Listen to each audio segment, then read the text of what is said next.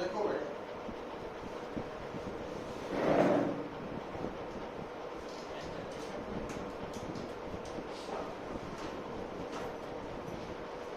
कल आप देखा सी टॉरिसिली जितों ये पता लगा कि एटमॉस्फेरिक प्रेशर कितना वा और कितना मेजर करते है ना। हम इतने नोट करके लिखो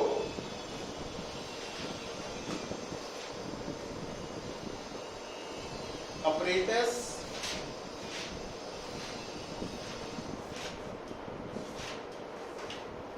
which is used to measure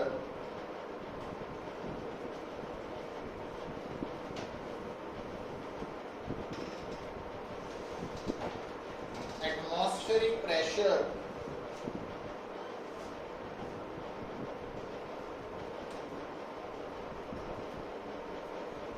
is called barometer. Is called barometer. तो एटमॉस्फेरिक प्रेशर ਨੂੰ मेजर ਕਰਨ ਵਾਲਾ डिवाइस ਜਿਹੜਾ ਵਾ apparatus ਜਿਹੜਾ ਵਾ that is barometer. और नोट करके लिखो अगला पॉइंट बैरोमीटर सॉरी इन बैरोमीटर कर लो इन barometer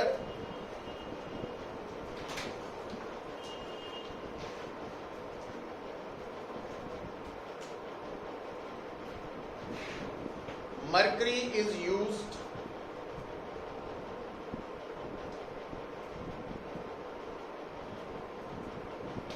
but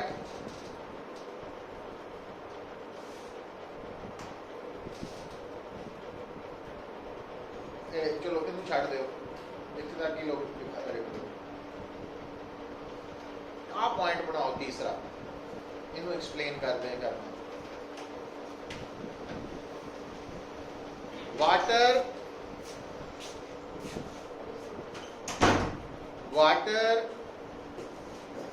is not used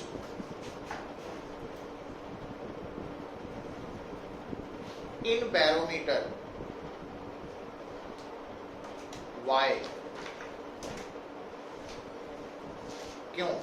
कारण जवाब दो। तो गल सुनो पुत्र देखो अगर असी जिहड़ा टॉरिसिली एक्सपेरीमेंट है वो किहड़े लिक्विड नाल कीता सी कल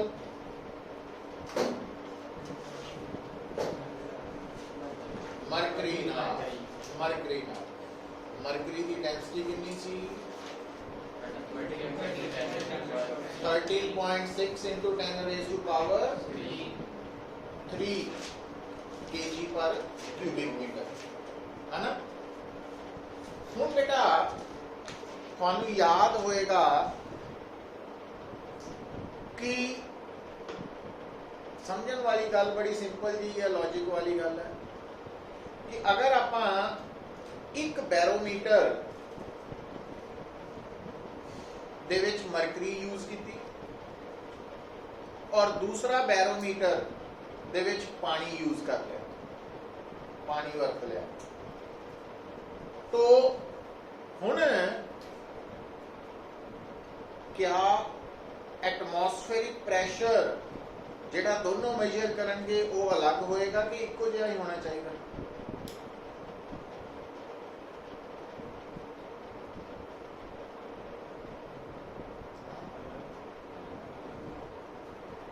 हाँ जी मेरी गल सुनो आ जिहड़ा कमरा वा ਇਹਦੀ लंबाई मेजर करन ਨੂੰ ਤੁਹਾਨੂੰ ਕੋਈ ਕਵੇ है ना एक पासे वो दे देवे ਤੁਹਾਨੂੰ सेंटीमीटर स्केल वाली रॉड ਜਿਹਦੇ ਤੇ सेंटीमीटर्स बने हैं है ना एक पासे दे देवे इंच वाली रॉड ਜਿਹਦੇ इंच लिखे या फुट लिखा एक पासे मीटर लिखा एक पासे फुट ਤਾਂ ਜਿਹੜੀ कमरे की लंबाई आएगी मेजर होके जिन्नी वैल्यू मीटर च होएगी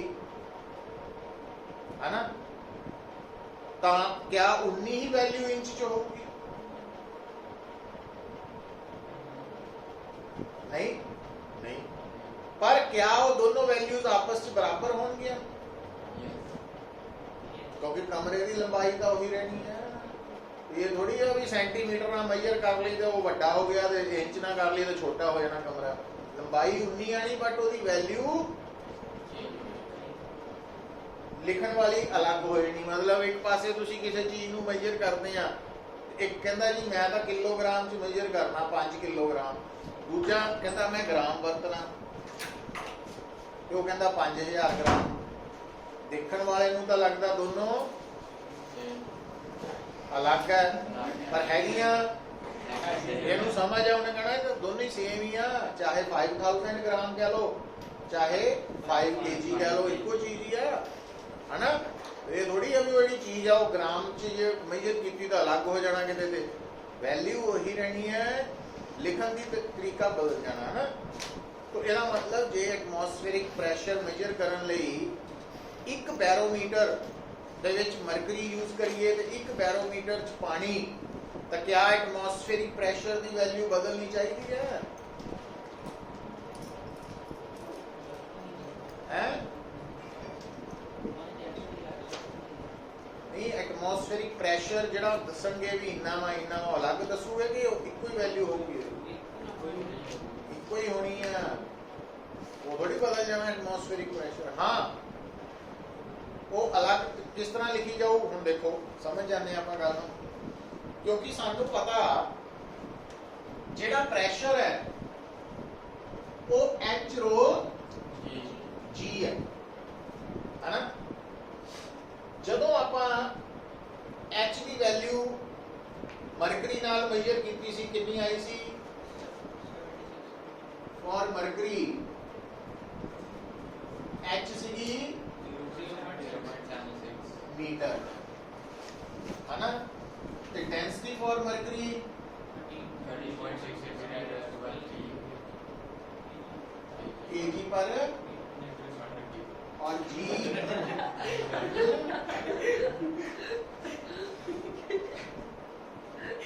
जी कितनी है? 8 है ना। अच्छा हुण एक स्टूडेंट कहता भी नहीं मैं तो मरकरी नहीं, मैं तो पानी लिक्विड यूज करना वा, वाटर है ना। हुण वाटर की डेंसिटी कितनी है? याद रखो जी की वैल्यू 9.8, ठीक है।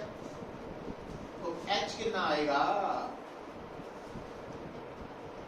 तो मरकरी नाल भी असी एटमॉस्फेरिक प्रैशर मेजर कर रहे हैं, पानी नाल भी मेजर कर रहे हैं। ਇਹਦਾ मतलब मरकरी ਦੇ ਲਈ एच रो जी ਤਿੰਨਾਂ ਦਾ ਪ੍ਰੋਡਕਟ ਤੇ ਪਾਣੀ ਲਈ एच रो जी ਤਿੰਨਾਂ ਦਾ ਪ੍ਰੋਡਕਟ ਕੀ ਆਣਾ ਚਾਹੀਦਾ? अलग के इक्वल इक्वल आना चाहिए। क्यों? क्योंकि पी ना सेम मेजर हो रहा, बस पानी की जगह मरकरी, मरकरी की जगह पानी है ना। तो as atmospheric pressure is measured in both cases, इस करके पानी दे लई एच रो जी और मरकरी दी एच रो जी दोनों सेम आनी चाहिए है। इतना कर देते हैं आप, सिंपल बदल दो। हुण पानी दी एच डैश, पानी दी डेंसिटी 9.8, मरकरी दी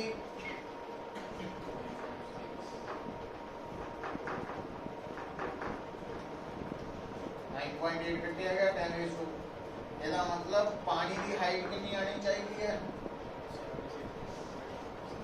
अप्रोक्सीमेटली इतनी बननी है। मतलब ਐਟਮੋਸਫੇਰਿਕ ਪ੍ਰੈਸ਼ਰ ਨੂੰ ਮੇਜਰ ਕਰਨ ਲਈ ਅਗਰ ਬੈਰੋਮੀਟਰ ਵਰਤਦੇ ਆ ਔਰ ਉਹਦੇ ਚ ਮਰਕਰੀ ਯੂਜ਼ ਕਰਦੇ ਆ ਲਿਕੁਇਡ, ਤਾਂ ਮਰਕਰੀ ਦੀ ਕਿੰਨੀ ਹਾਈਟ ਜਿਹੜੀ ਹੈ ਜਿਹਨੇ ਐਟਮੋਸਫੇਰਿਕ ਪ੍ਰੈਸ਼ਰ ਨੂੰ ਮੇਜਰ ਕਰਕੇ ਦੱਸਣਾ 6 ਮੀਟਰ, ਤੇ ਜਦ ਕਿ ਜੇ ਪਾਣੀ ਵਰਤਾਂਗੇ ਤਾਂ ਕਿੰਨੀ ਹਾਈਟ ਜਾਣੀ ਹੈ 10.2 ਮੀਟਰ। ਮਤਲਬ ਇਹ ਬਈ ਜਿਹਨੇ ਤਾਂ ਐਟਮੋਸਫੇਰਿਕ ਪ੍ਰੈਸ਼ਰ ਮੇਜਰ ਕਰਨ ਲਈ ਬੈਰੋਮੀਟਰ ਕੀ ਹੈ, ਗਲਾਸ ਟਿਊਬ ਹੀ ਹੈ।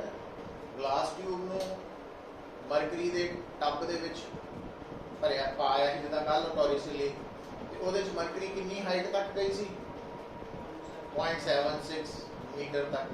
ਤੇ ਜਦ ਕਿ ਜੇ ਪਾਣੀ ਵਰਤਾਂਗੇ ਮਰਕਰੀ ਦੀ ਜਗ੍ਹਾ, ਇਹਦਾ ਮਤਲਬ ਉਹ ਜਿਹੜੀ ਟਿਊਬ ਹੈ ਉਹ ਕਿੰਨੀ ਉੱਚੀ ਲੈਣੀ ਪੈਣੀ, ਘੱਟੋ ਘੱਟ 11 ਮੀਟਰ ਉੱਚੀ, ਤਾਂ ਹੀ ਉਹਦੇ ਚ ਪਾਣੀ 10.2 ਮੀਟਰ ਤੱਕ ਜਾਣਾ। 11 ਮੀਟਰ ਉੱਚੀ ਟਿਊਬ ਦਾ ਮਤਲਬ ਸਮਝ ਜਾਓ ਵੀ ਆਹ ਜਿਹੜੀ ਛੱਤ ਹੈ 3 ਮੀਟਰ ਹੈ, ਮਤਲਬ ਜਿੰਨਾ 3 ਮੰਜ਼ਿਲਾ ਮਕਾਨ ਹੈ ਤਾਂ ਐਡੀ ਵੱਡੀ ਟਿਊਬ ਲਾ ਕੇ ਐਕਸਪੈਰੀਮੈਂਟ ਕਰਨਾ ਪੈਣਾ, ਇਨਕਨਵੀਨੀਅੰਸ ਹੈ। ਫਿਰ ਉਹਦੀ ਰੀਡਿੰਗ ਮੇਜਰ ਕਰਨ ਲਈ ਵੀ ਪੌੜੀ ਵੀ ਚਾਹੀਦੀ ਹੈ ਨਾ, ਵੈਡਿੰਗ 'ਚ ਜਾ ਕੇ ਰੀਡਿੰਗ ਨੋਟ ਕਰਾਂਗੇ ਕਿੰਨੇ ਮੀਟਰ ਤੱਕ ਹੈ। तो तीसरा पानी वोलेटाइल है, इवैपोरेट हो जाता है। चौथा पानी जिहड़ा वा ग्लास ट्यूब नूं वेट करता वा, तो इहदे करके असीं बैरोमीटर च पानी नूं यूज नहीं करते, उसकी जगह ते मरकरी करते हैं। तो आपां क्वेश्चन की बना के लिखिया, water is not used in barometer, why, क्यों, ये पूछा जा सकता। तो इसका आंसर लिख लो, if water were used as liquid in barometer,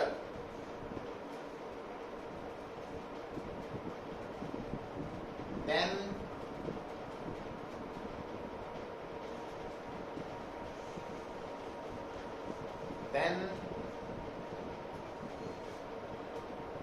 to measure atmospheric pressure,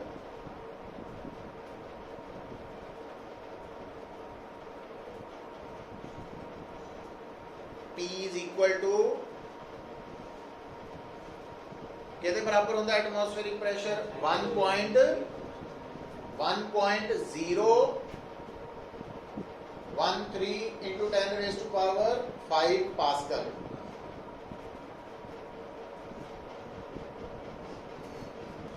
The height of water column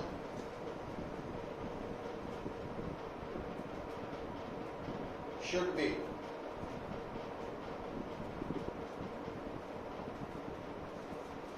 कितना कटांगे, P is equal to H rho G लिखो, और H is equal to लिखो P बन जू H P over rho G। हुण P की value कितनी है, एटमॉस्फेरिक प्रेशर के बराबर कितनी देखो, H is equal to 1.013 into 10 raised to power 5, नीचे लिखो रो की है density of water 10 raised to power 3, G 9.8, और इन्हों सॉल्व करके इज इक्वल टू लिखो 10.2 मीटर। तो इतनी हाइट चाहिए है वाटर कॉलम की। So practically it is difficult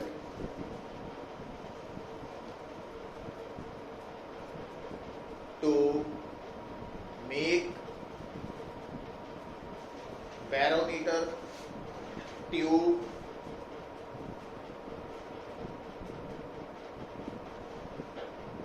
लिखा, practically it is difficult to handle कर लो ना, barometer tube of height 10.2 meter. So water is not used in barometer tube,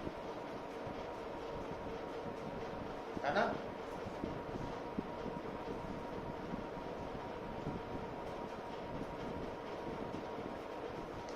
And other reasons are, दूसरे reasons भी लिख लो, एक conceptual problem आ सकती। Other reasons are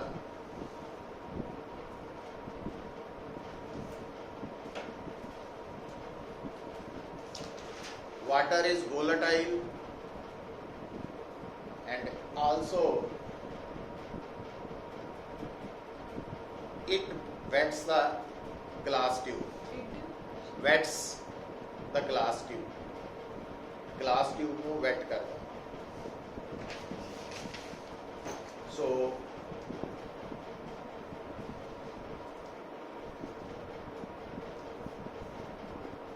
it will not give actual value of atmospheric pressure.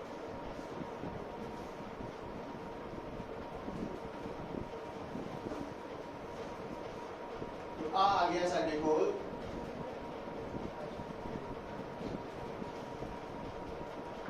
Actual value of atmospheric pressure.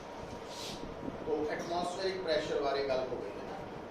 हुण देखो पुत्र फिर note करके लिखो ये शॉर्ट आंसर ਲਈ इंपॉर्टेंट पॉइंट्स है.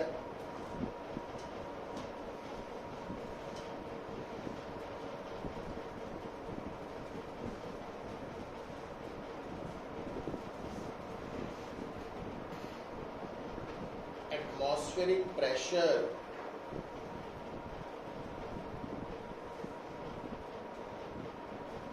on the surface of earth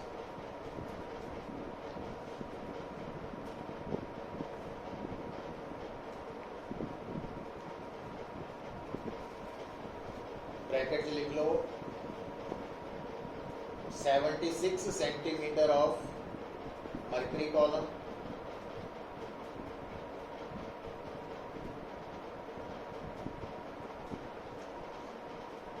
is due to Earth's atmosphere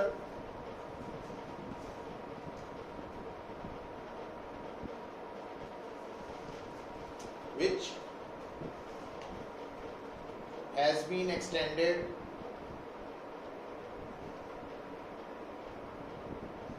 up to height of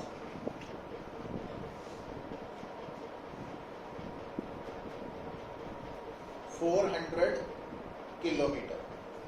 मतलब ਜਿਹੜਾ अर्थ ਦਾ एटमॉस्फेयर है ਜੇ ਸਾਨੂੰ ਕੋਈ ਪੁੱਛੇ ਕਿੰਨੀ ਉਚਾਈ ਤੱਕ ਫੈਲਿਆ ਹੋਇਆ तो मतलब हवा किन्नी उचाई तक सानू मिलेगी ਤਾਂ अगर ਅਸੀਂ अर्थ ਦੇ ਸਰਫੇਸ ਤੋਂ 400 किलोमीटर तक पहुंचते हैं तो हवा मिलेगी उस तो बाद ना मात्र खत्म ही. पर दूजे पासे हवा की ਜਿਹੜੀ डेंसिटी है वो यूनिफॉर्म नहीं है. यूनिफॉर्म नहीं है का मतलब कि अर्थ के लागे शागे नेड़े नेड़े बस तो अर्थ के नेड़े नेड़े डेंसिटी ज़्यादा वा जिदा जिदा उपर को जाई जाने एयर डेंसिटी घटती जाती. ठीक है. तो 400 किलोमीटर तक फैली हुई एयर जिहड़ी है उहदे करके ये एटमॉस्फेरिक प्रेशर जिहड़ा असीं महसूस करते हैं कितना 76 सेंटीमीटर ऑफ मरकरी कॉलम या 1.013 into 10 raised to power 5 pascal. ठीक है. और हुण उन्हें कई बार पूछ लेना तो अगे लिखियो इफ नोट में हाँ नोट जी ਇਹਦੇ ਨਾਲ ਹੀ ਕੰਟੀਨਿਊਏਸ਼ਨ ਚ ਅਗਲਾ ਪੈਰਾ इफ डेंसिटी ऑफ अर्थ कहता डेंसिटी ऑफ एयर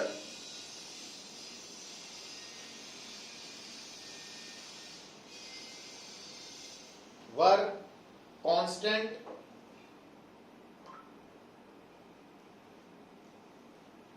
ब्रैकेट लिख लो इक्वल टू 1.3 kg पर क्यूबिक मीटर. हमारी जी डेंसिटी है ना वो 1.3 kg पर क्यूबिक मीटर है. पर पूरी एक्चुअली थ्रू आउट एटमॉस्फेयर इन्नी नहीं है. पर जे मान लो पूरे रस्ते ही हर जगह ते इन्नी हुंदी then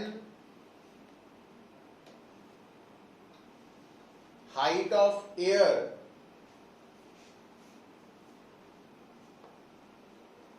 required to produce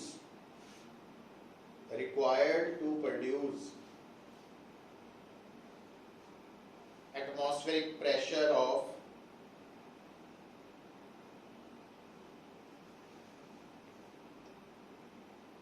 1 1.013 into 10 raised to power 5 Pascal can be calculated as, कितना कैलकुलेट कराएंगे? P is equal to H rho G, H is equal to P over rho G, P 1.013 into 10 raised to power 5, density of air 1.3 G 9.8। और इनू अगर आप solve करके देखिए, है ना, तो आ है 9.8, ये अप्रोक्सीमेटली 10 ही हो गया, ठीक है। तो यहाँ तुसी आप कैलकुलेटर ना कर लो, है कि अपने को कैलकुलेटर अप्रोक्सीमेशन क्यों नहीं है। 1.013 नु इन्हां दोनों नाल डिवाइड करो ना,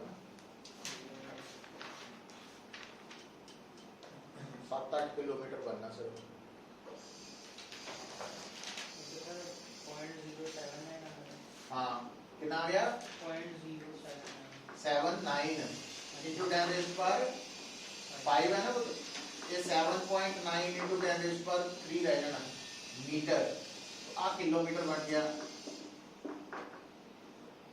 मतलब क्योंकि प्रैक्टिकली अर्थ की डेंसिटी थ्रू आउट सेम नहीं है, वो हाइट के ना घटती जा रही है, इस करके 400 किलोमीटर उच्ची एयर जी है ਉਹਦੀ ਡੈਂਸਿਟੀ ਕਿਉਂਕਿ ਸੇਮ ਨਹੀਂ ਹੈ, ਯੂਨੀਫਾਰਮ ਨਹੀਂ ਹੈ, ਤਾਂ 400 ਕਿਲੋਮੀਟਰ 에ਅਰ ਨੇ ਜਿੰਨਾ ਐਟਮੋਸਫੇਰਿਕ ਪ੍ਰੈਸ਼ਰ ਪੈਦਾ ਕੀਤਾ, ਅਗਰ 에ਅਰ ਦੀ ਡੈਂਸਿਟੀ ਥਰੂ ਆਊਟ 1.3 ਹੁੰਦੀ ਤਾਂ ਉਹ ਸਿਰਫ 8 ਕਿਲੋਮੀਟਰ ਦੀ ਹਵਾ ਕਰਕੇ ਹੀ ਉਨਾ ਹੋ ਜਾਣਾ ਸੀ, ਪਰ ਹੈ ਕਿਉਂ ਨਹੀਂ? ਕਿਉਂਕਿ actually density of air height ਦੇ ਨਾਲ ਘਟ ਰਹੀ ਹੈ, ਕਾਂਸਟੈਂਟ ਨਹੀਂ ਹੈ। ਪਰ ਜੇ ਹੁੰਦੀ ਤਾਂ 8 ਕਿਲੋਮੀਟਰ ਉੱਚੀ ਹਵਾ ਨੇ ਉਨਾ ਐਟਮੋਸਫੇਰਿਕ ਪ੍ਰੈਸ਼ਰ ਕਰ ਦੇਣਾ ਸੀਗਾ ਜਿੰਨਾ ਅੱਜ 400 ਕਿਲੋਮੀਟਰ ਵਾਲੀ ਹਵਾ ਕਰ ਰਹੀ। तो ਉਹਦਾ ਕਾਰਨ ਫਰਕ ਤੁਹਾਨੂੰ ਦੱਸਦਾ। ਹੁਣ ਨੋਟ ਕਰਕੇ ਫੇਰ ਲਿਖੋ, ਜਿਸ ਤਰ੍ਹਾਂ ਨਾ ਤੁਹਾਨੂੰ ਇਹ ਪਤਾ ਵਾ कि SI यूनिट प्रेशर का है पास्कल, ठीक है, पर अच्छा नाल मानू ये भी पता कि 1 एटमॉस्फेरिक प्रेशर की हुंदा कितने पास्कल दे बराबर 1.013 into 10 raised to power 5 pascal. उतना ही नोट करके देख लो, अदर यूनिट्स ऑफ प्रेशर है बार, 1 बार 10 raised to power 5 पास्कल। जे ਤੁਹਾਨੂੰ ਕੋਈ ਕਹੇ ਨਾ ਕਿ ਪ੍ਰੈਸ਼ਰ ਦਾ ਹੈਗਾ 1 ਬਾਰ, ਇਟ ਮੀਨਸ ਉਹ ਕਿੰਨੇ ਪਾਸਕਲ ਹੈ 5 ਪਾਸਕਲ। अच्छा एंड 1 टॉर, टॉरिसिटी साइंटिस्ट ਦੇ ਨਾਮ ਤੇ टॉर, ਇਹ ਵੀ यूनिट ऑफ प्रेशर ही है। 1 टॉर प्रेशर कितना ਵਾ ਪੁੱਤਰ? ਇਹ ਪ੍ਰੈਸ਼ਰ ਹੈ 1 मिलीमीटर ऑफ मरकरी ਦੇ ਬਰਾबर।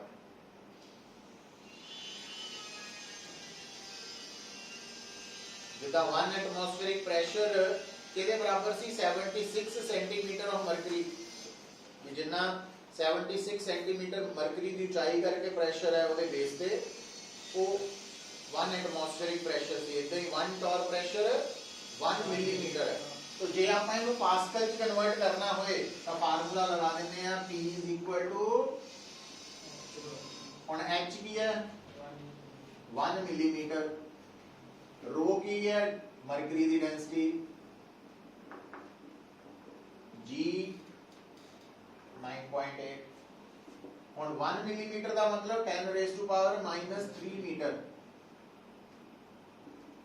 समझे? आ कटे गए आपस, तो आ ऑलमोस्ट इतना बन जाना, थोड़ा बहुत फर्क हो कैलकुलेट कर ली हो।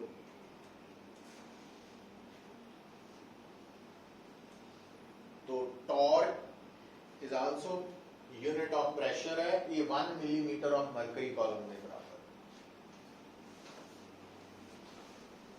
तो याद रख लेना। चलो हुण आ जाओ बेटा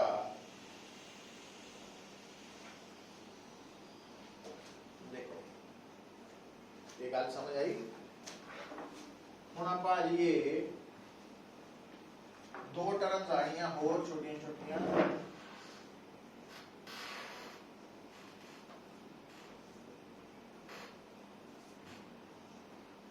एब्सोल्यूट प्रेशर,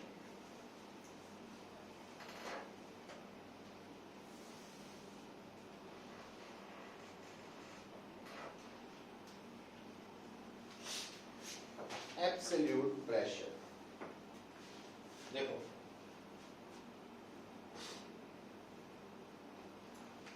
मान लो इनू गल नूं समझण लई जिस तरह तुहाडे सामने आ एक कंटेनर है, कंटेनर दे अंदर आ लिक्विड है, इस लिक्विड के अंदर आ एक पॉइंट है P, और इस पॉइंट की P ना करिए प्रेशर का सिंबल है ए कर लेने। ये जिहड़ा ए पॉइंट है लिक्विड के सरफेस तो कितनी डेप्थ पे है, और इस लिक्विड की डेंसिटी है रो। जे मैं कहा भी ए पॉइंट पे pressure at point A due to liquid, तो असी कहना एच रो जी, ये लिक्विड का प्रेशर है। बस साडा ध्यान लिक्विड ते रहना, होर किते नहीं जाना। पर जे मैनू कोई कहे एब्सोल्यूट प्रेशर एट ए,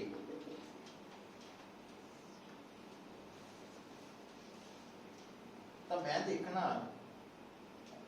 ये जिहड़ा लिक्विड है इहदा जिहड़ा सरफेस है, इस सरफेस के ऊपर कौन है, एटमॉस्फेयर है, क्योंकि ऊपरों खुला था। ਇਹਦਾ मतलब जिथे एटमॉस्फेयर आ गया है ना, उत्थे केड़ा प्रेशर होना, एटमॉस्फेरिक प्रेशर होना। तो एटमॉस्फेरिक प्रेशर सिर्फ ये नहीं कहना भी इत्थे है, क्योंकि ये लिक्विड भी एटमॉस्फेयर च ही पिया। ਇਹਦਾ मतलब ए पॉइंट ते एटमॉस्फेरिक प्रेशर भी है प्लस लिक्विड का प्रेशर भी है। तो जदों मैं कहना भी मैं तो ए पॉइंट ते प्रेशर दसना एटमॉस्फेयर का, वो है एटमॉस्फेरिक प्रेशर। जदों मैं ए पॉइंट ते दसना लिक्विड का प्रेशर, वो है एच रो जी। पर जे मैं कहना ए पॉइंट ते ना एब्सोल्यूट प्रेशर दसो, पूरा फाइनल प्रेशर, तो मैं की करना एच रो जी दे नाल, मतलब किसी भी जगह पे एब्सोल्यूट प्रेशर का की मतलब है, total pressure including atmospheric pressure at that, उन्हें कंसीडर करते हैं। तो लिख लो एब्सोल्यूट प्रेशर की है, इट इज द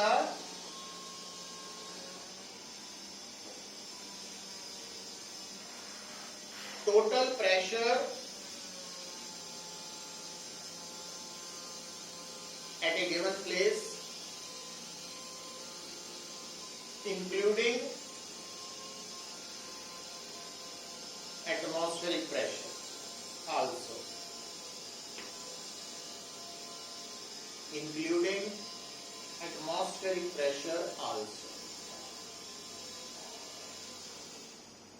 तो एब्सोल्यूट प्रेशर है, ठीक है। अच्छा, तो जे gauge pressure, gauge pressure, gauge pressure की है। तो अगर मैंने कोई कहे कि ए पॉइंट पे गेज प्रेशर निकालना वा, कितना निकालना, सब तो पहला मैं नोट करना ए पॉइंट पे एब्सोल्यूट प्रेशर निकाल लिया, ਉਹਦੇ ਚੋਂ मैं माइनस कर देना एटमॉस्फेरिक वाले मतलब बचा जी टोटल प्रेशर पिछली बार इंक्लूडिंग क्या सी ऐतकी एक्सक्लूडिंग कर देना भी ਉਹਨੂੰ एटमॉस्फेरिक ਨੂੰ कंसीडर ना करते हुए बाकी बचा प्रेशर की है गेज प्रेशर तो लिख लो गेज प्रेशर की है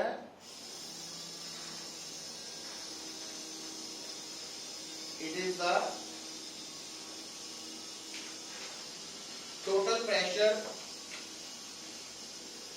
total pressure at a given place excluding atmospheric pressure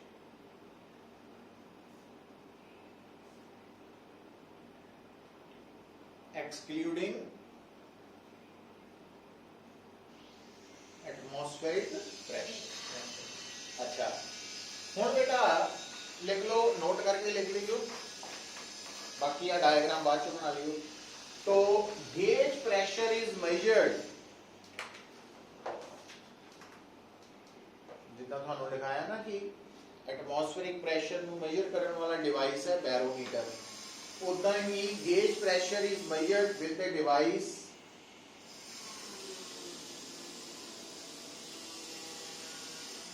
manometer manometer तो गेज प्रेशर ਨੂੰ मेजर करने वाला डिवाइस है मैनोमीटर तो जो जाने भी ਆਪਾਂ पंप दे ਤੇ हवा भराने हैं टायर्स तो जे ਤਾਂ पेट्रोल पंप ਤੇ जाइए फिर ਤਾਂ मशीन लगी है ਉੱਥੇ डिस्प्ले हो रहा ਤੇ जे साइकिलों वाली दुकान पे जाइए उन्हें भी केडी के मीटर जिहा फड़िया होंदा गेज है ना वो मैनोमीटर की हेल्प के नाल की मेजर होंदा जेड़ा टायर प्रेशर मतलब गेज प्रेशर ਉਹਦੇ ਚ एटमॉस्फेरिक प्रेशर इंक्लूडेड नहीं होंदा और वो ਜਿਹੜੀ ਉਹਨੇ गेज पकड़ी हुई है मेजर करने वाली वो मैनोमीटर ਉਹਦਾ नाम मैनोमीटर है याद रख लेना ना क्योंकि ये गल्लां तां इंपॉर्टेंट है एमसीक्यू बड़े आंदे ਤੁਹਾਡੇ इदां दे एक अद्धा क्वेश्चन इदां दे पॉइंट ते आ जांदा मुफ्त दे नंबर तो ये कर लो डायग्राम बना लो ताकि क्लैरिटी हो जाए ਤੁਹਾਨੂੰ सर पहली कॉपी वाट लेंदा लिखन कौन आ मटर बात कर रहा है ओए जस्ट कर ना मैं मजाक किया नहीं चलो तो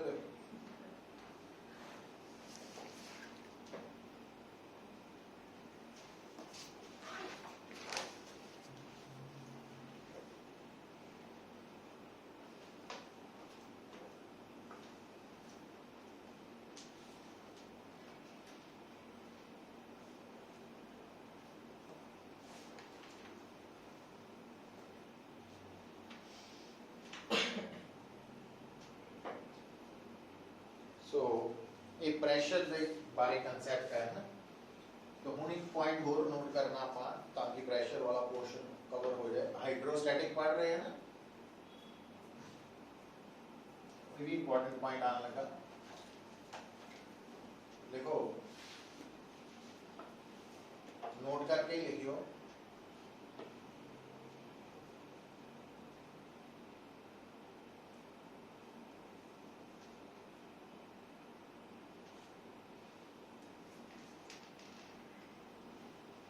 in hydrostatics important है आप लिख लियो in hydrostatics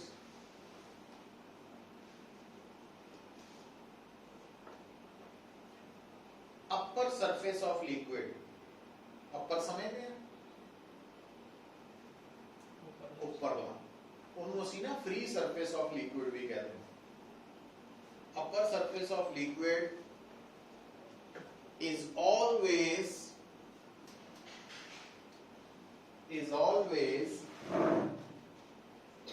normal to the normal मतलब perpendicular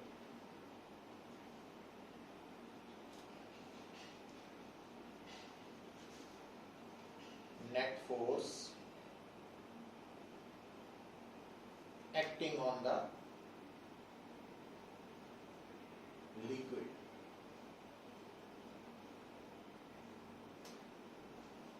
ठीक है, तो हुण इहदा मीनिंग की है?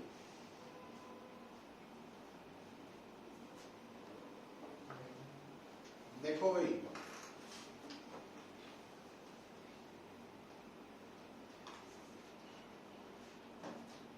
हुण सब तो पहली गल करिए भी घर दे अंदर पानी की भरी हुई बाल्टी है, गिलास भी हो सकता पानी नाल भरिया। ठीक है, आम तौर पे पानी की भरी बाल्टी या गिलास जिथे रखिया वा वो होरिजोनटल प्लेस होंदी है, मतलब नॉर्मली आ सिचुएशन है भी तुहाडी बाल्टी इदा भर के रखी है ना।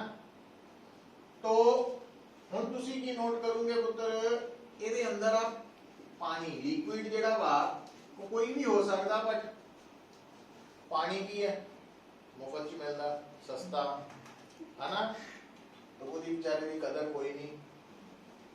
हाले आऊ 10 साल बाद पता लगू, जदों हसते हैं ना आप लोग, नहाते रहने रोज ही तो 10 साल बाद पुत्र पानी, मतलब चलो वो तो मजाक किया, नहाना जरूर चाहिए, बट 10 साल बाद घट्टो घट मतलब वो इन्ना कि निकल जाना टाइम हाले रोंदे रोंदे। तो मीनस जिदा आप कोक दी बोतल 2 लीटर दी खरीदते हैं तो 100 रुपया बाहर कटते हैं ना, तो इदा पैसे कटने पैने आपां जो असीं कंडीशंस बना रहे हैं, है ना। लगता यही है भी सब कुछ तो मुफ्त ही है, ये कोई कदर ही नहीं, तो वो बिना लाइफ नहीं है। समझ गए गल नूं? Yes sir, yes sir. तो हुण देखो, हुण आ बाल्टी च भरिया पानी है ना, तो हुण इस पानी ते किहड़ी फोर्स लग रही है?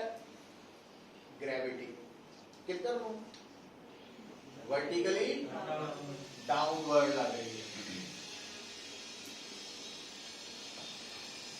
ठीक, तो जिहड़ा पानी का सरफेस है वो की है?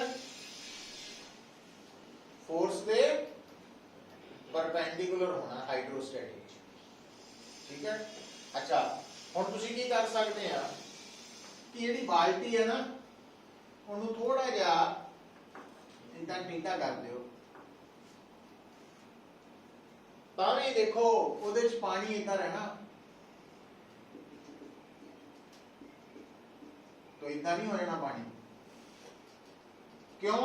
क्योंकि चाहे बाल्टी इदा पई है, चाहे बाल्टी इदा करके ग्लास भी कर सकते हैं, तो वेट तो हमेशा किधर लगना? Vertically downward. तो हाइड्रोस्टैटिक पानी का लेवल की रहता हमेशा नेट फोर्स पे परपेंडिकुलर रहता।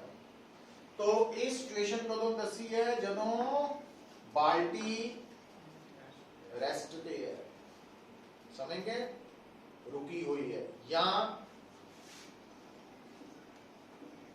यूनिफॉर्म मोशन च। यूनिफॉर्म मोशन का मतलब कांस्टेंट वेलोसिटी नाल चल रही है ना। तो आ हालात है, ये नोट करो फटाफट ते आगे चलिएगा।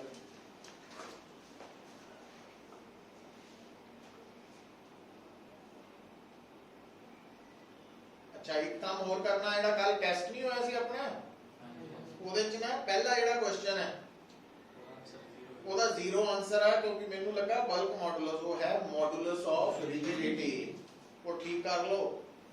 ਜਿਹਨੇ जीरो लिखिया वो एक नंबर ले लो, ਜਿਹਨੇ इन्फिनिटी लिखिया वो एक नंबर माइनस केदा सी जीरो, ਜਿਹਨੇ लिखिया जीरो, हां वो मॉडुलस ऑफ रिजिडिटी है। मेरे दिमाग से बल्क मॉडुलस इस करके, तो मॉडुलस ऑफ रिजिडिटी लिक्विड और गैस का जीरो होता।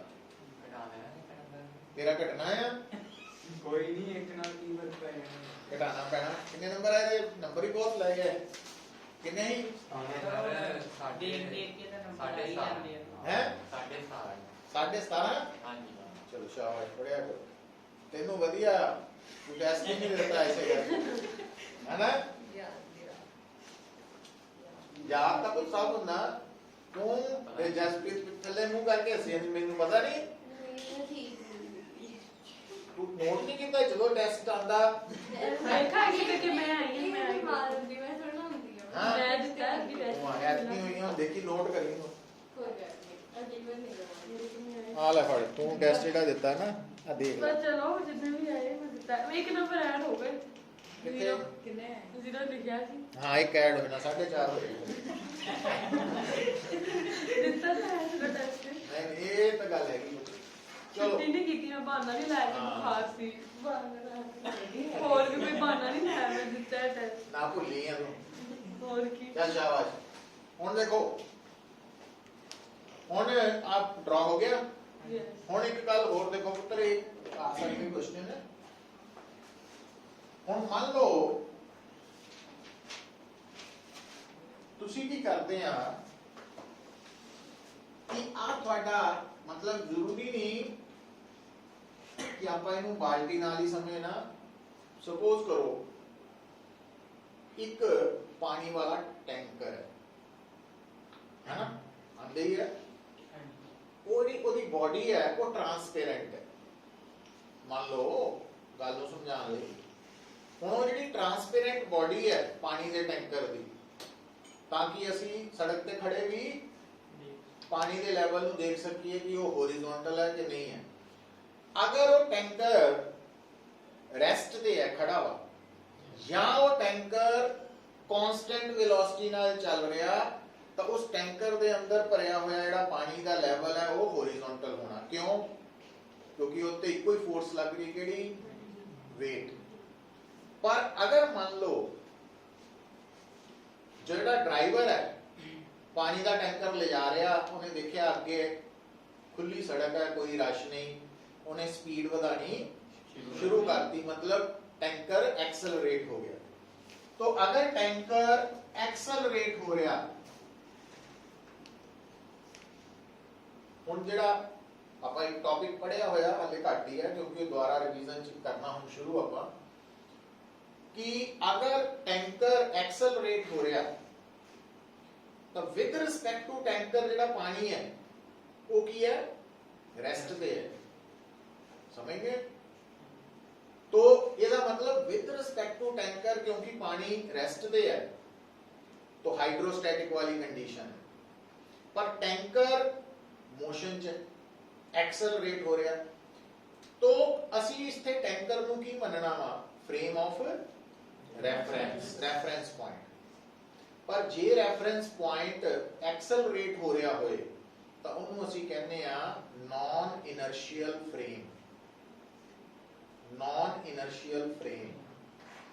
ਇਨਰਸ਼ੀਅਲ ਫਰੇਮ ਦੇ ਵਿੱਚ ਜਦੋਂ ਆਪਾਂ ਕੋਈ ਵੀ ਪ੍ਰੋਬਲਮ ਸੋਲਵ ਕਰਦੇ ਆ ਤਾਂ ਅਸੀਂ ਪ੍ਰੋਬਲਮ ਦੇ ਵਿੱਚ ਐਕਚੁਅਲ ਫੋਰਸਸ ਦੇ ਇਲਾਵਾ ਸੂਡੋ ਫੋਰਸ ਫਿਕਟੀਸ਼ੀਅਸ ਫੋਰਸ ਵੀ ਕੰਸੀਡਰ ਕਰਦੇ ਤੋ ਹੁਣ ਇੱਥੇ ਕਿਉਂਕਿ ਟੈਂਕਰ ਐਕਸਲਰੇਟ ਹੋ ਰਿਹਾ ਔਰ ਟੈਂਕਰ ਦੇ ਅਕੋਰਡਿੰਗਲੀ ਉਹਦੇ ਚ ਭਰਿਆ ਪਾਣੀ ਰੈਸਟ ਤੇ ਹੈ तो टैंकर ਨੂੰ ਅਸੀਂ ਫਰੇਮ ਆਫ ਰੈਫਰੈਂਸ ਮੰਨਿਆ ਨਾਨ ਇਨਰਸ਼ੀਅਲ ਤਾਂ non inertial frame of reference ਚ ਅਸੀਂ ਕੀ ਮੰਨਾਂਗੇ ਕਿ ਆ ਜਿਹੜਾ ਪਾਣੀ ਹੈ ਇਹਦੇ ਤੇ ਐਕਚੁਅਲ ਫੋਰਸ ਤਾਂ ਲੱਗ ਰਹੀ ਹੈ weight ਪਰ ਉਹਦੇ ਨਾਲ ਨਾਲ ਕਿਹੜੀ ਫੋਰਸ ਮੰਨਣੀ ਪੈਣੀ ਸੂਡੋ ਫੋਰਸ ਹੁੰਦੀ ਹੈ ਬੋਡੀ ਦਾ ਮਾਸ ਤੇ ਨਾਨ ਇਨਰਸ਼ੀਅਲ ਫਰੇਮ ਦੀ ਐਕਸਲਰੇਸ਼ਨ तो सूडो फोर्स हो गई पानी का मास m है एक्सेलरेशन a है m में पर सूडो फोर्स की डायरेक्शन किधर ਨੂੰ ਲੈਣੇ ਆ ਜਿੱਧਰ ਨੂੰ ਉਹਦੇ ਆਪੋਜ਼ਿਟ तो ਆ ਹੋ ਗਈ सूडो फोर्स ਇਹਦਾ मतलब पानी ਦੇ ਉੱਪਰ ਹੁਣ ਇੱਕ ਨਹੀਂ दो फोर्सेस है और नेट फोर्स ਆਪਾਂ ਵੈਕਟਰ ਸਮ ਤੋਂ ਦੱਸਾਂਗੇ ਆ ਨੈਟ ਫੋਰਸ ਹੈ ਤੇ ਜਦੋਂ ਨੈਟ ਫੋਰਸ ਆਇਆ ਤਾਂ ਇਹਦਾ ਮਤਲਬ ਪਾਣੀ ਦਾ ਲੈਵਲ ਜਿਹੜਾ ਵਾ ਉਹ ਕਿੰਨਾ ਹੋਣਾ ਨੈਟ ਫੋਰਸ ਤੇ ਪਰਪੈਂਡੀਕੂਲਰ ਹੋਣਾ मतलब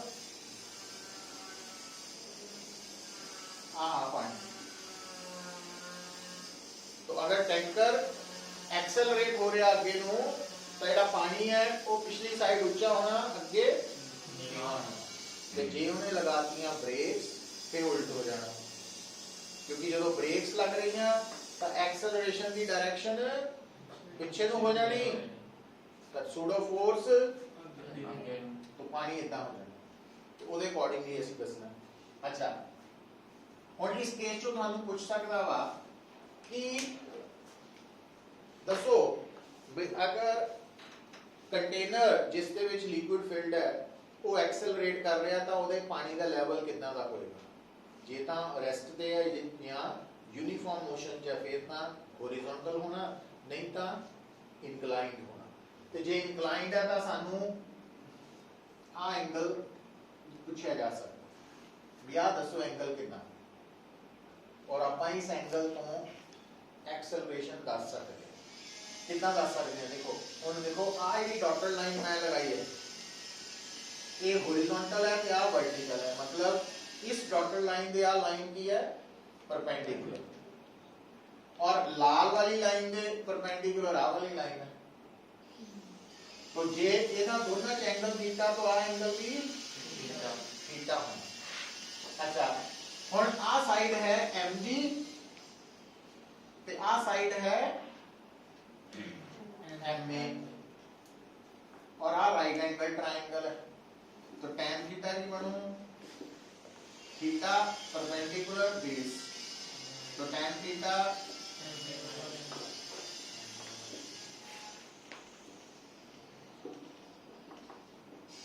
ए बाय जी तो जे आप एंगल लभ लईए है ना ता जी का पता ही है तो tan थीटा पता लग जाना सानू वैल्यू एक्सेलरेशन निकल सकती है कंटेनर की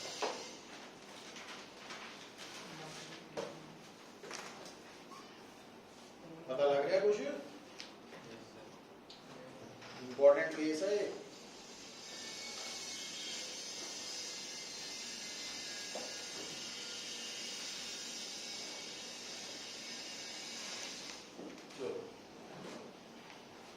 हुण बेटा ये सीगा यूनिट नंबर 7 का सेकंड चैप्टर प्रेशर ठीक है ਇਹਦੀ ਥਿਊਰੀ ਪੋਰਸ਼ਨ ਹੋ ਗਿਆ ਕੰਪਲੀਟ ਕੱਲ ਨੂੰ ਕਰਾਂਗੇ ਇਹਦੇ ਕੱਲ ਨੂੰ ਨਹੀਂ ਕਰਾਂਗੇ 2 ਦਿਨ ਬਾਅਦ ਕਰਾਂਗੇ ਹਾਲੇ ਅਗਲੇ ਨਾਲ ਮਿਲਾ ਕੇ ਨੂਮੈਰੀਕਲ ਹੁਣ ਲਿਖੋ ਅੱਗੇ ਆਪ ਬਣਾ ਲਓ ਫਟਾਫਟ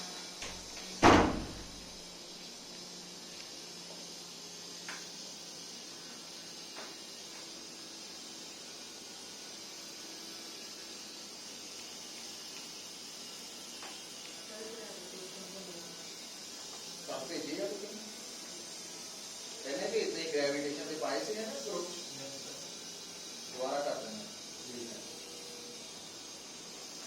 इन्हें भी भेजना है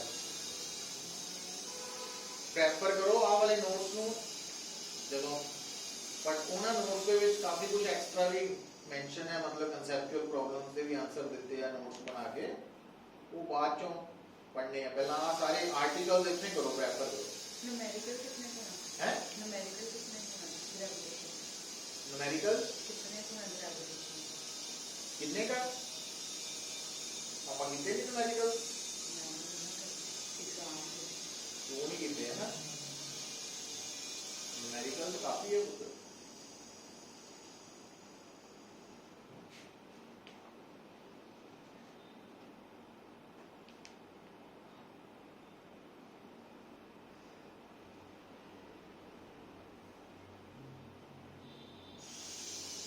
only go chapter number 3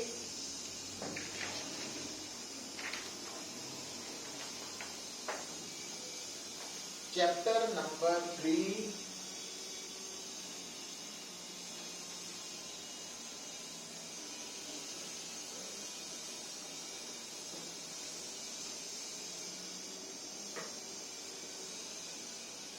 ये शायद केमिस्ट्री की टॉपिक पढ़ते हैं सरफेस टेंशन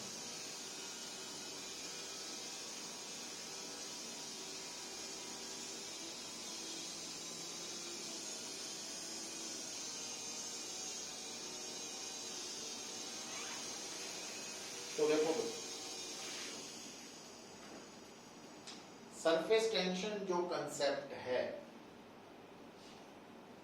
इसनू समझण तो पहला कुछ बेसिक टर्म्स अच्छा ये कंसेप्ट जेड़ा ना सिर्फ लिक्विड्स दे नाल लिंक है मतलब जे तुहानू कोई कहे कि गैस की सरफेस टेंशन या सॉलिड की जीरो हुंदी डिफाइन नहीं कर सरफेस टेंशन सिर्फ लिक्विड्स ਲਈ ਹੁਣ ਇੱਥੇ ਆਪਾਂ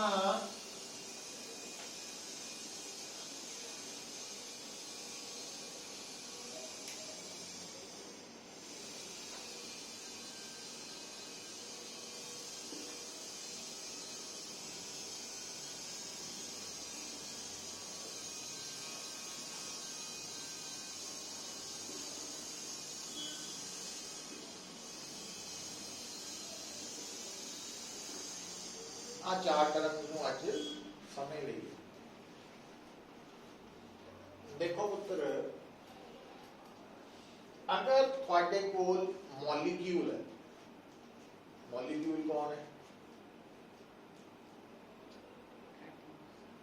एटम्स तो ही बने हैं है ना जे सिंगल एटम वाला मॉलिक्यूल है तो मोनो एटॉमिक मॉलिक्यूल दो वाला था डाई तीन था ट्राई तो जे बहुत ज्यादा था पॉली एटॉमिक मॉलिक्यूल पर एक बार याद रखो कि मॉलिक्यूल इलेक्ट्रिकली न्यूट्रल मतलब जे कोई कहे कि मॉलिक्यूल पे कितना चार्ज है जीरो पर जीरो चार्ज का मतलब की है जीरो चार्ज का मतलब ये है कि मॉलिक्यूल के अंदर इलेक्ट्रॉन्स करके जितना नेगेटिव चार्ज है उतना ही प्रोटॉन्स करके पॉजिटिव चार्ज है तो नेट चार्ज जीरो है नेट चार्ज जीरो मतलब ये नहीं समझना कि मॉलिक्यूल के अंदर इलेक्ट्रॉन्स भी है नहीं ते प्रोटॉन्स भी है नहीं इस करके जीरो चार्ज नहीं है नेट चार्ज जीरो है तो जितने प्रोटॉन्स है उतने ही इलेक्ट्रॉन्स है मॉलिक्यूल और चार्ज के बारे थोड़ा बहुत तो सानू समझ है कि एक नेगेटिव चार्ज दूसरे नेगेटिव चार्ज नू रिपेल करता ते एक पॉजिटिव चार्ज दूसरे पॉजिटिव चार्ज नू भी रिपेल नहीं करता like charges repel each other ते एक पॉजिटिव चार्ज नेगेटिव पॉजिटिव नू अट्रैक्ट करते हैं तो unlike charges attract each other समझ गए हुण पुत्र जदों तुहाडे सामने आ दो मॉलिक्यूल्स किहदे है पानी दे है ना तो जदों ये मॉलिक्यूल्स काफी नजदीक है कितना का नजदीक कि इन्हां दे विचली जिहड़ी दूरी है वो 10 रेज़ टू पावर -9 मीटर तो घट है 10 रेज़ टू पावर -9 मीटर तो घट है दूरी तो ਅਸੀਂ देखांगे कि एक मॉलिक्यूल दूसरे मॉलिक्यूल ਨੂੰ ਕੀ करेगा अट्रैक्ट करेगा कोई भी दो मॉलिक्यूल्स कोई भी एनी टू अगर उन्हां दे विच आपस च दूरी 10 रेज़ टू पावर -9 मीटर तो घट है तो अट्रैक्ट करनगे ठीक है हुण बेटा जिद्दां इत्थे ये दोनों मॉलिक्यूल बराबर है बराबर means same means H2O like molecules इको तरह दे मॉलिक्यूल्स इको मटेरियल दे मॉलिक्यूल्स तो इन्हां दे विच जिहड़ी फोर्स ऑफ अट्रैक्शन है वो है फोर्स ऑफ कोहेजन पर ये कई कहे कि आ एक मॉलिक्यूल है आ दूसरा मॉलिक्यूल है ये वाटर मॉलिक्यूल है ये ग्लास मॉलिक्यूल है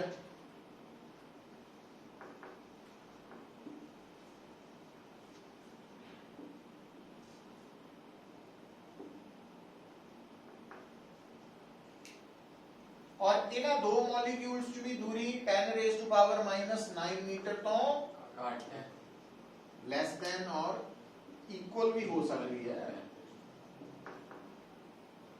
ਤਾਂ ਵੀ ਇਹ ਦੋਨੋਂ ਮੋਲੀਕਿਊਲਸ ਕੀ ਕਰਨਗੇ ਅਟਰੈਕਟ ਕਰਨਗੇ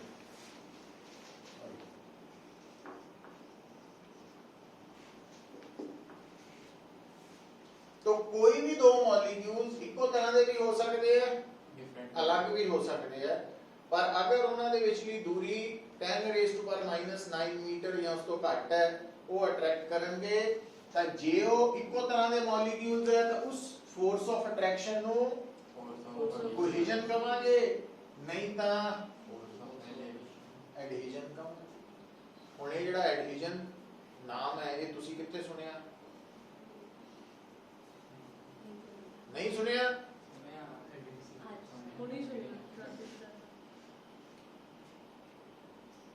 देखिया किते होवे ना सुनिया होवे देखिया होवे पढ़िया होवे हैं एडहेसिव सुनिया नहीं नाम लिखिया हुन फेविकोल दे ऊपर लिखिया हुंदा एडहेसिव है ना ये जिहड़ी गूंद है गम स्टिक है की एडहेसिव है ਉਹ ਕਨਸੈਪਟ ਇੱਥੇ ਆਉਣ ਲੱਗਾ ਐਕਚੁਅਲੀ ਸੋਚ ਕੇ ਦੇਖੋ ਨਾ ਹੁਣ ਜਿਹੜੀ ਗੋਂਦ ਹੈ ਗਮ ਉਹ ਕੀ ਕਰਦੀ ਹੈ ਦੋ ਕਾਗਜ਼ ਨੂੰ ਜੋੜਦੀ ਹੈ ਹਨਾ ਜੇ ਇੱਕ ਕਾਗਜ਼ ਦੇ ਉੱਪਰ ਦੂਜਾ ਕਾਗਜ਼ ਰੱਖ ਦੋ ਜੁੜੂ ਨਹੀਂ तो ਜਦੋਂ ਵਿੱਚ ਲਗਾਤੀ ਗੋਂਦ ਜੁੜ ਜਾਂਦੇ ਕਿਉਂ ਜੁੜਦੇ ਆ ਐਕਚੁਅਲੀ ਵਿੱਚ ਜਿਹੜਾ गोंद का मॉलिक्यूल है वो नीचे वाले कागज के मॉलिक्यूल वाल भी अट्रैक्ट हो गया और ऊपर वाले नाल भी अट्रैक्ट हो गया तो आपस च जुड़ गया और एडहेसिव क्यों है क्योंकि गोंद का मॉलिक्यूल ते कागज का मॉलिक्यूल डिफरेंट है समझ आई गल एडहेसिव्स तो force of cohesion force of adhesion दा कंसेप्ट की है पुत्र देखो लिख लो पहला आप लिख लीजिए force of cohesion it is the force of attraction between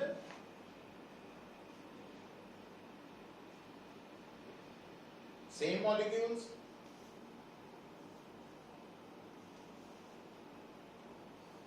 same means same nature वाले सेम लाइक मॉलिक्यूल्स और दूसरा है फोर्स ऑफ एडहेजन की कहूंगे फिर it is the force of attraction between unlike molecules unlike कर लो उत्ते लाइक कर लो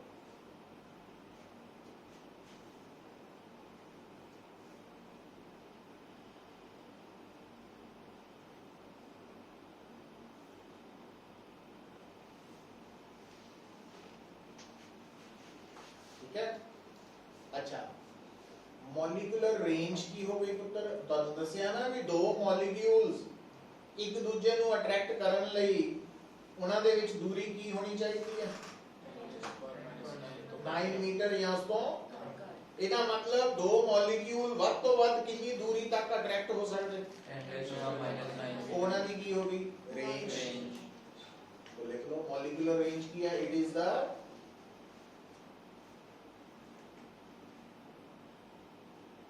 maximum distance up to which a molecule can attract other molecule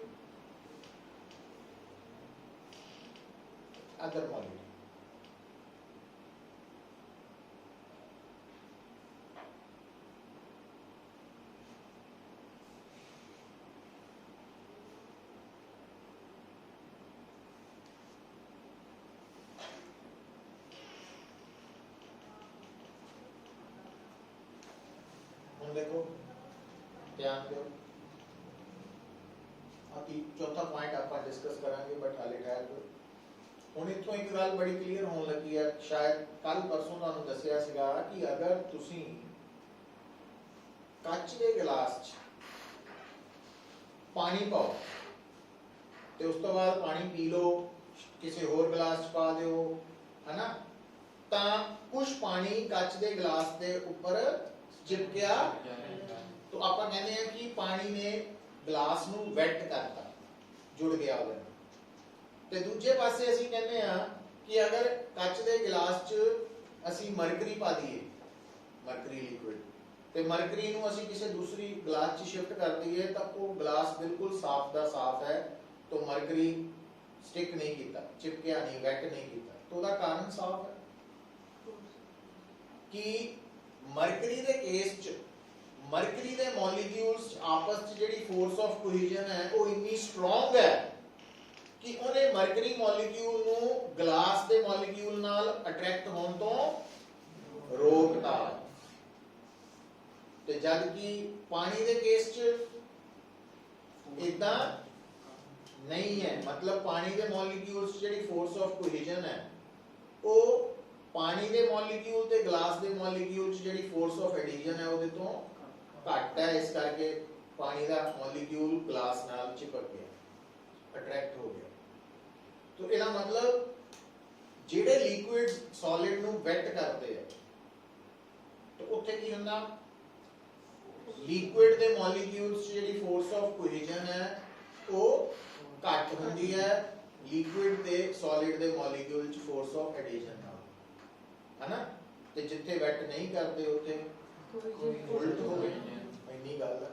ਅੱਛਾ, ਔਰ ਇਹੀ ਸੇਮ ਚੀਜ਼ ਕਨਸੈਪਟ ਕੌਣ ਕਿੱਥੇ ਯੂਜ਼ ਹੁੰਦਾ ਪੁੱਤਰ, ਵੀ ਜਿਹੜੇ ਆਪਾਂ ਵਾਟਰਪ੍ਰੂਫ ਕਲੌਥ ਕੱਪੜੇ ਪਾਉਂਦੇ ਕਿ ਨਹੀਂ, ਵਾਟਰਪ੍ਰੂਫ ਕਲੌਥ ਕਹਿੰਦੇ ਨੇ ਆ, ਉਹ ਪਾਣੀ ਗਿੱਲਾ ਨਹੀਂ ਕਰਦਾ ਉਹਨਾਂ ਨੂੰ। ਕਿਉਂ ਨਹੀਂ ਕਰਦਾ, ਕਿਉਂਕਿ ਜਿਹੜੇ ਕੱਪੜਾ ਵਾਟਰਪ੍ਰੂਫ ਹੈ तो ਉਹਦੇ ਮੋਲੀਕਿਊਲਸ 'ਚ ਜਿਹੜੀ ਤੇ ਪਾਣੀ ਦੇ ਮੋਲੀਕਿਊਲ 'ਚ ਫੋਰਸ ਆਫ ਐਡੀਸ਼ਨ ਕੀ ਹੈ, ਠੀਕ ਹੈ।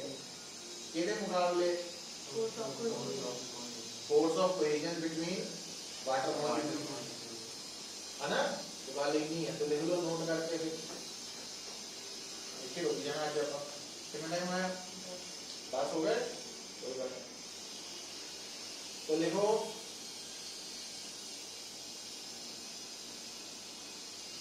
when liquid wets solid,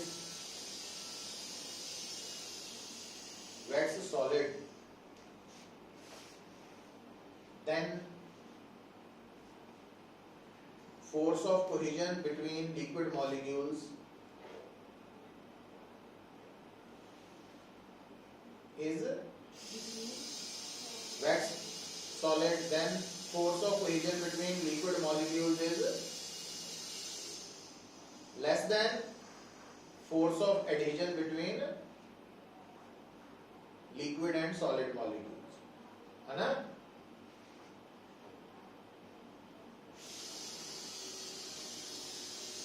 और दूसरा पॉइंट की है व्हेन, एक एग्जांपल लिख लो, वाटर वेट्स ग्लास, ग्लास मतलब कांच, शीशा, क्योंकि आप ग्लास स्टील का भी मान जाते हैं ना, वो नहीं। दूसरे पासे व्हेन, दूसरा पॉइंट बना लो, when liquid does not wet solid,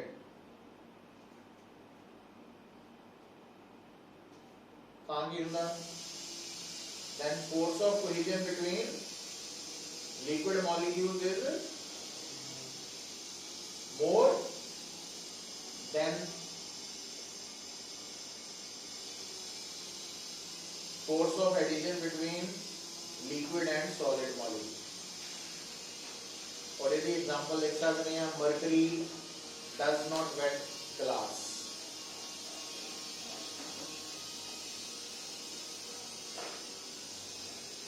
does not wet glass।